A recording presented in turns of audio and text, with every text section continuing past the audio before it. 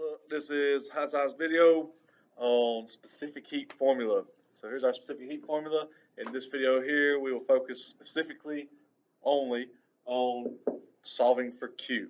All right, if you're curious about how to solve for MC or delta T, check out one of the other videos we got going on. Here we're focused only on Q, but just kind of a real quick rundown of specific heat formula. So Q, right? Q is energy or heat. Thermal energy, heat. It could be added or it could be removed. It is measured in joules. Joules is used to measure what energy, heat, work, things like that. M. We ought to be getting familiar with this M by now. It's been in like every formula we've done so far, I think. M is mass. It is measured in grams. It is a measure of how much matter is present in an object. C. There's our specific heat. Why is it C? I don't know. I looked it up one time. I don't remember what it is though. But our unit for specific heat is joules per or divided by grams degrees Celsius. The definition of specific heat is how much energy it takes to change the temperature of 1 gram, right? Or 1 degree Celsius, 1 gram. So here's the definition of specific heat. So C, which is our specific heat, right? Specific heat is defined as how much energy, right? Energy is measured in joules. Does it take to change the temperature of 1 gram of matter? So joules per gram, 1 degree Celsius. Degrees Celsius. So that's how we get that unit there. How much energy does it take to change the temperature of 1 gram of matter by 1 degree Celsius? So I'm going to have to write out a bunch of words for our definition. That's the definition right there. Next, we have this delta symbol, the triangle. This means change, as you all know by now. And then we have T, which is temperature. We measure that in degrees Celsius. So there are 4 variables in this equation, right? 1, 2, 3, 4. There's 4 spots. We can only be missing one of those things when we're solving. So if we're solving for Q, right, we know we're not going to have anything to plug in for Q. We must have a numerical value plugged in all the rest, or we can simplify it, but we could not solve for Q anyway. So let's use these numbers. 200 grams.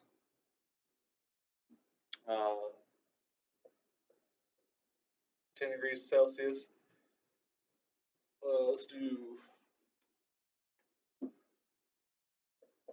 Let's say a temperature change from 40 degrees Celsius to 50 degrees Celsius.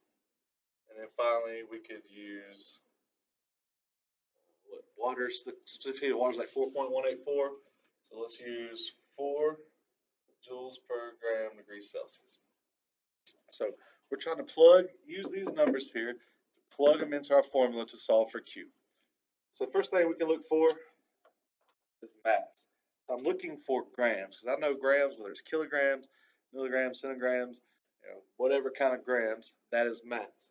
So right here, 200 grams. I know I can put 200 grams into my mass. So we're good. We got the grams in. The next thing in the formula is specific heat. So I know the specific heat is defined as how much energy it takes to change the temperature of 1 gram of a substance 1 degree Celsius. So I'm looking for all 3 of those units: joules, grams, degrees Celsius. Right here. So I'm going to plug that in here. Now, when I plug this in, I'll show you a little something. So joules, grams, degrees Celsius.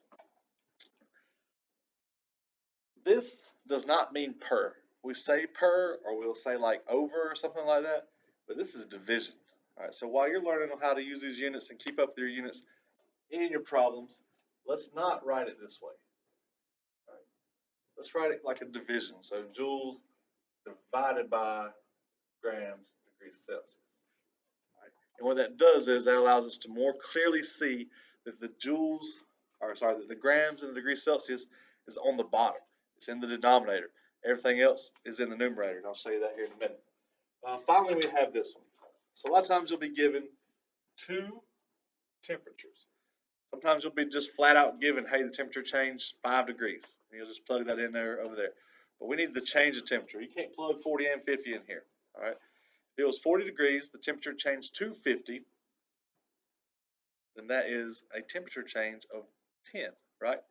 So it was 40. The temperature went up to 50, right? That is a temperature change of 10 degrees. What if it was the other way around? All right, well, let's say that the temperature was 50 and went down to 40. That's still just a temperature change of 10 degrees. So we're going to take the temperature change between 40 and 50. We're going to plug it in here. Now we have 3 numerical values in those spots over there. We have 1 missing variable. Now we are ready to solve. So when solving, can I get this out of the way? Go ahead and see if you can cancel out anything. Make your life easier. Make math easier, right? So look here, and I'm gonna kind of extend this line. Right. Numerator top, denominator bottom. If we have the same thing present in both, it cancels out to 1, and it won't affect the outcome. So I see I have a gram here and a gram here, one on top and bottom. So that's gone. That's canceled out to 1. Also have degrees Celsius here. Right. The only other unit remaining is that joules right there. But whatever my answer is, I know I'm going to put a J after it because it should be in joules. Right. Now I'm just going to multiply. Right. 200 times 4 is 800. So now we have Q equals 800 joules times 10. Right. We're not putting the degrees Celsius or the grams in there because it's gone. We've canceled that out. It's done with. All right, and then the last step, we'll multiply these two together. 800 times 10, 8,000 joules.